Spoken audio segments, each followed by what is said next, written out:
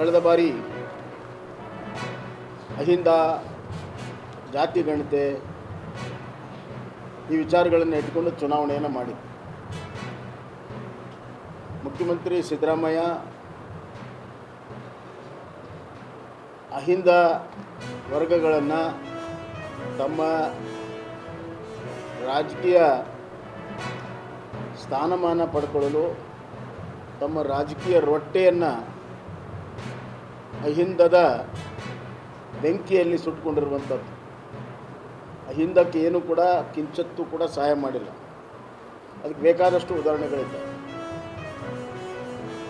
ಅಹಿಂದವನ್ನು ದುರುಪಯೋಗ ಮಾಡಿರುವಂಥ ಈ ಸರ್ಕಾರಕ್ಕೆ ಇವತ್ತು ಆ ವರ್ಗದ ಜನರಿಗೆ ಮುಖ ತೋರಿಸುವಂಥ ಧೈರ್ಯ ಇವತ್ತು ಉಳಿದಿಲ್ಲ. ಆದರೂ ಕೂಡ ಬಂಡತನದ ಪ್ರದರ್ಶನವನ್ನು ಅವ್ರು ಮಾಡ್ತಾ ಇದ್ದಾರೆ. ಮಾತಿಗೆ ತಪ್ಪಿರುವಂಥ ಈ ಸರ್ಕಾರ ಜನರಿಗೆ ಸುಳ್ಳನ್ನು ಹೇಳಿ ನಂಬಿಸುವಂಥ ಪ್ರಯತ್ನ ಮಾಡ್ತಾರೆ. ಮೊನ್ನೆ ಅಸೆಂಬ್ಲಿಯಲ್ಲಿ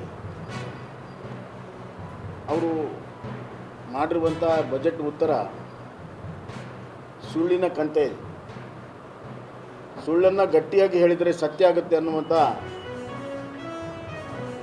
ಒಂದು ಥಿಯರಿಯನ್ನು ಇಟ್ಕೊಂಡು ಅವರು ಸಿದ್ದರಾಮಯ್ಯ ಅವರು ಮಾತಾಡ್ತಾರೆ.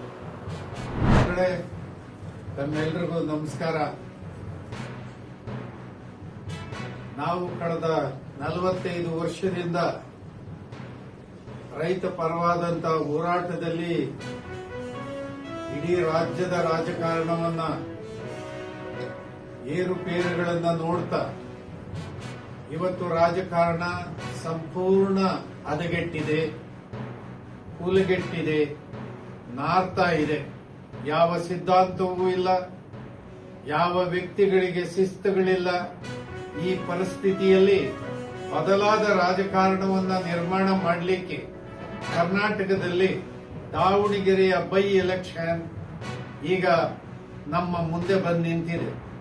ನಮ್ಮ ಈ ಒಂದು ಪರಿಶ್ರಮ ನೀವೆಲ್ಲರೂ ಕೂಡ ಸೇರಿ ಕರ್ನಾಟಕದ ಬಿಜೆಪಿ ಮತ್ತು ಕಾಂಗ್ರೆಸ್ಸಿಗೆ ಪರ್ಯಾಯವಾಗಿ ಈ ಒಂದು ನವ ಕರ್ನಾಟಕದ ಆಂದೋಲನ ಏನಿದೆ ಇದನ್ನ ಕರ್ನಾಟಕದಲ್ಲಿ ಮೊಟ್ಟ ಮೊದಲನೇ ಬಾರಿಗೆ ಪ್ರಯೋಗವನ್ನ ದಾವಣಗೆರೆಯಿಂದ ಪ್ರಾರಂಭ ಮಾಡ್ತಾ ಇದ್ದೀವಿ. ಈ ನಮ್ಮ ಆದಿಲ್ ನಮ್ಮ ಎಲ್ಲರ ಅಭ್ಯರ್ಥಿಯಾಗಿ ಈ ಯುವಕ ಈ ಕೆಲಸಕ್ಕೆ ಮುಂದಾಗಿದ್ದಾನೆ. ಅವ್ರನ್ನ ಗೆಲ್ಲಿಸೋದ್ರ ಮೂಲಕ ಯಾವುದೇ ಮತಧರ್ಮಗಳ ವ್ಯತ್ಯಾಸ ಇಲ್ಲದಲೆ, ಜಾತಿ ಭೇದಗಳಿಲ್ಲದಲೆ ಸರ್ವಸಮ್ಮತವಾದಂತ ಅಭ್ಯರ್ಥಿಯನ್ನ ಮಾಡಿದೀವಿ.